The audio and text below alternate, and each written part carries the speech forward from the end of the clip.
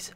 Alors il y a de ça un petit moment, j'avais fait un quiz sur la Tour Eiffel, qui est un des monuments phares de Paris, de la France, etc., qui est connu internationalement. Là on va faire la même chose avec un autre monument, on va faire ça avec Notre-Dame de Paris. Vous n'êtes pas sans savoir qu'elle a brûlé il y a de ça. Ça fait un moment qu'elle a brûlé, au moins 2-3 ans je dirais. D'ailleurs je me souviens, j'étais en train de jouer aux jeux vidéo et elle a brûlé dans la soirée. Et du coup j'avais regardé jusqu'à très tard le soir, voire même le début du matin, les avancements, etc. etc. Donc on va faire un quiz sur ça. À mon avis, ça va pas parler de ce qui s'est passé, notamment à cause de l'incendie, mais plutôt de son histoire, de comment ça a été construit, etc. On va voir ça. Allez, c'est parti. Et pour être franc avec vous, je n'y suis jamais allé. Je suis allé à Paris plusieurs fois, enfin plusieurs fois, 2, 3, 4 fois je dirais, mais j'ai jamais été voir Notre-Dame. Allez, c'est parti. Lancez le quiz. Alors, vrai ou faux, avant sa destruction en 2019, du coup si, il y a des questions sur l'incendie, et 2019 ça fait 4 ans, parce que si je dis pas de bêtises, de mémoire c'était en avril, quelque chose comme ça qu'elle a brûlé, donc ça fait 4 ans. Avant sa destruction en 2019, la charpente de Notre-Dame était la plus ancienne de Paris. Je pense que c'est un bait. On veut nous faire croire parce que comme c'est la cathédrale la plus connue, on pense que c'est la plus vieille, etc. Mais je pense que c'est une feinte et j'ai envie de dire faux. Let's go. La réponse est faux. Même si elle datait du XIIIe siècle. Moi je comprends pas comment, à l'époque, les ouvriers ils arrivaient à faire des trucs qui durent des millénaires. Enfin des millénaires, j'abuse un peu, des siècles. Enfin, ils devaient avoir une expérience et une main d'œuvre qui devait être exceptionnelle et qu'on aura probablement pu, je pense, maintenant. Enfin, je trouve ça fou. Quelques autres charpentes parisiennes étaient plus anciennes, notamment celle de Saint-Pierre de Montmartre, qui existe depuis 1147. Et bah, franchement, c'est exceptionnel. En 1163, le pape Alexandre III pose la première pierre de Notre-Dame de Paris. J'ai envie de dire why not. C'est une énorme cathédrale, un fort symbole que la première pierre soit posée par le pape Alexandre. J'ai envie d'y croire. Ok. Maurice de Sully, évêque de Paris, a été l'instigateur de la construction de Notre-Dame de Paris, ainsi que de plusieurs autres bâtiments, dont des églises et des abbayes. La première pierre de la cathédrale a toutefois été posée par le pape Alexandre III. Exceptionnel. Pendant la Révolution française, Notre-Dame de Paris est transformée en temple de la raison.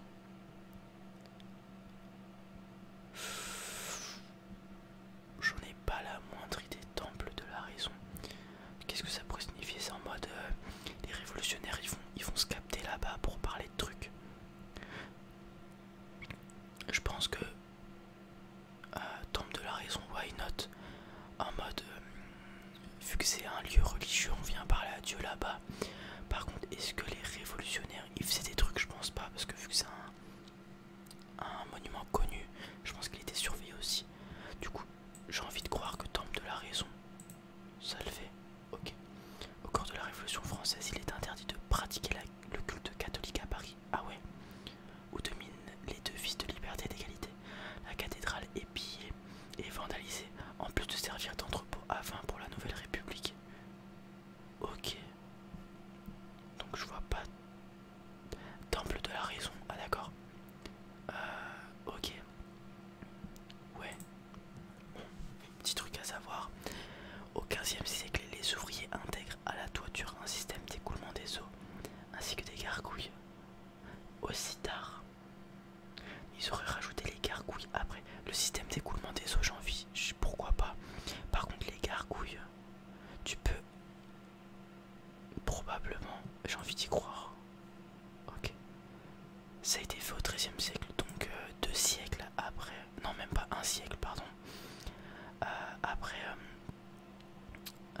Après le commencement de la construction en 1147, je crois que c'était ça de mémoire. À l'époque, les risques d'effondrement de la façade orientale étaient élevés à cause des précipitations qui menaçaient la structure du bâtiment. Ok. La porte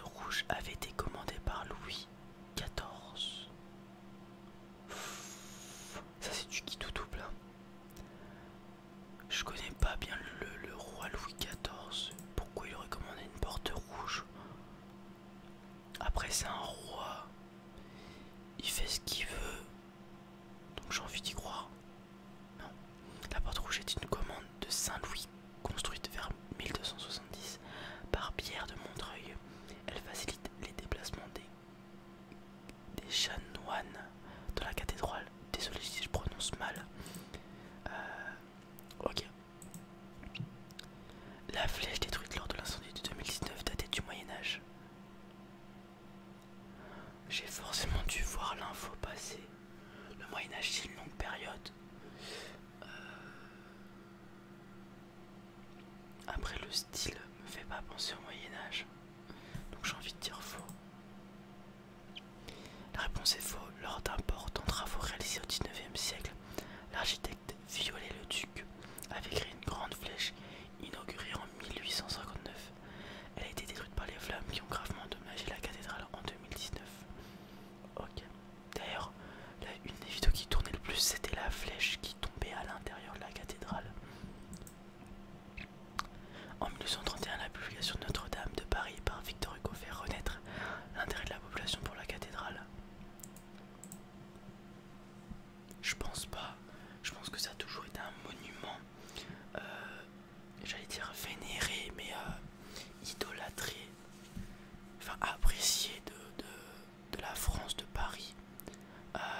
Du coup, je pense pas que c'est fait renaître l'intérêt pour la cathédrale, d'autant plus que, encore à cette période, à mon avis, la grande majorité de la population était catholique, chrétienne.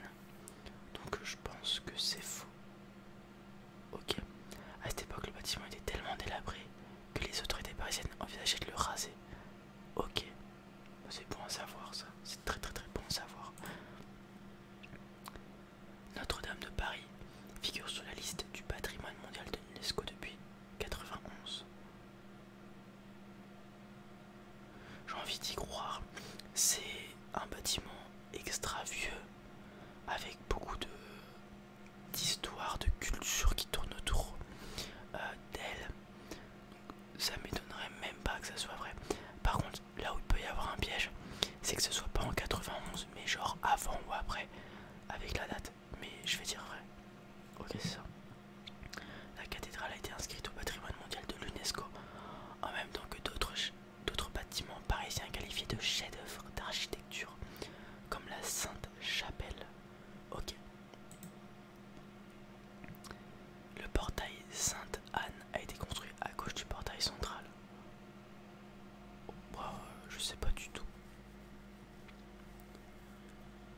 Au pif, alors, plouf, plouf, carambar, du 2 par au bout de 3, 1, 2, 3. Let's go. La réponse est faux. Le portail Sainte-Anne se trouve à droite de celui du centre. Donc non à gauche, mais à droite. Sa construction a été achevée vers 1200. Il est ainsi le plus ancien des 3 portails de la façade occidentale de la cathédrale. Ok. Vrai ou faux, la plus grosse cloche de Notre-Dame Paris s'appelle Emmanuel.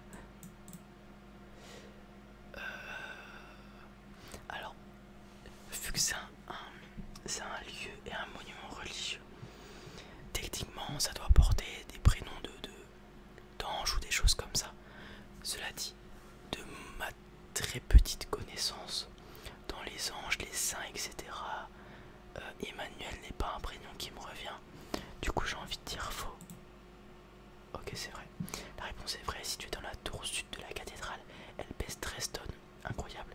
Elle sonne lors de fêtes et d'occasions spéciales.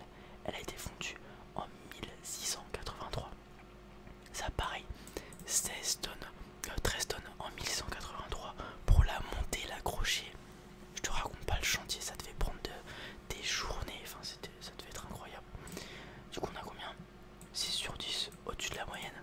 Bon, après il y a très peu de joueurs qui l'ont fait squeeze, mais bon, ça reste cool. Voilà les amis, j'espère que vous avez kiffé ce petit quiz.